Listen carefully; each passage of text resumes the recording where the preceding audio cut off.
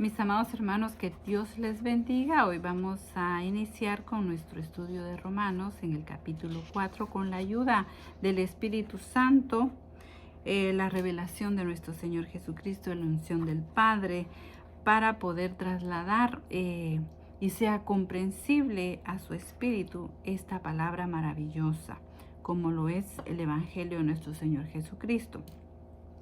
El apóstol Pablo en este capítulo nos empieza a hablar acerca de la justificación por la fe, por la promesa dada a un hombre de Dios, que lo pone de ejemplo de la justificación del hombre pecador. ¿Cómo se dio eso? Y el ejemplo, ¿quién es? Es Abraham. Es muy bueno que usted lea la historia de Abraham. Eso está en el libro de Génesis, ahí lo puede buscar, creo yo que empieza en el capítulo 12 o más atrás. Usted búsquelo ahí y lea la historia de la vida de Abraham. Es algo fascinante y eso también le va a ayudar a usted a comprender mejor la palabra de Dios explicada por el apóstol Pablo. Y él comienza el capítulo 4 con una pregunta: ¿qué halló Abraham, nuestro padre, según la carne? ¿Qué fue lo que halló Abraham? Bueno, algo muy valioso. Lo que encontró Abraham fue la justificación por la fe. ¿Por qué? Porque Abraham le creyó a Dios.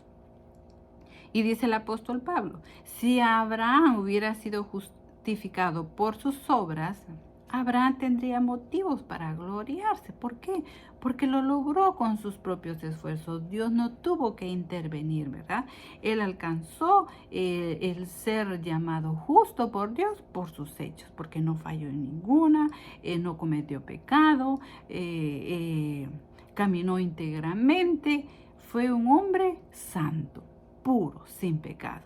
Pero no fue así, porque lo que leímos en el capítulo anterior, no hay uno solo que sea justo, no hay uno solo que busque a Dios. Abraham también era un hombre de pecado, como toda la humanidad, como tú y yo. Somos pecadores, ¿verdad? Y hemos alcanzado la justificación no por nuestras obras, sino por creer en Dios, así como le fue dado a Abraham, ¿verdad?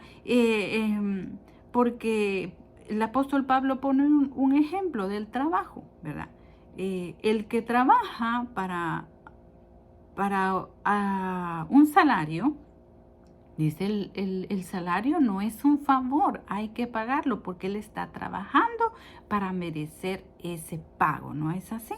Bueno, entonces ahí no sería ser justificado por gracia, sino por sus obras, por su trabajo.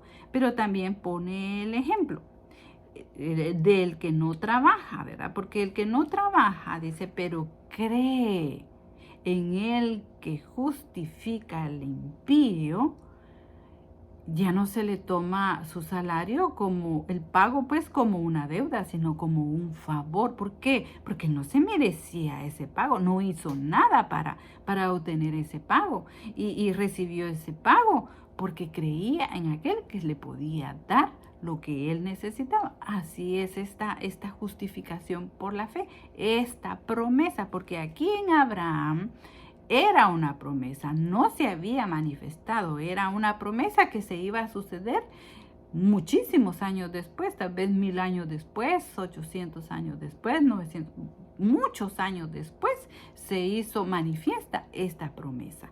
Pero aquí se le estaba dando a Abraham como promesa de que él iba a ser llamado justo por haberle creído a Dios. Y David escribe en uno de los salmos que da testimonio de esto, porque dice, bienaventurados aquellos cuyas iniquidades son perdonadas, miren, cuyos pecados son cubiertos, porque tanto Abraham como cada uno de nosotros y toda la humanidad somos pecadores, y que siendo pecadores, siendo culpables,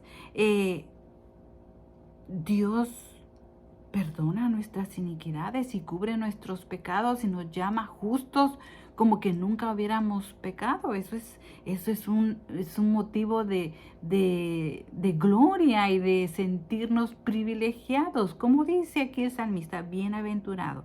Luego dice, bienaventurado el varón a quien el Señor no inculpa de pecado. Mire qué maravilloso es esto, mi amado hermano. Y esa es una promesa que para el tiempo de Abraham era promesa, pero en nuestro tiempo esa promesa ya es una realidad en Cristo Jesús. Gloria al Señor.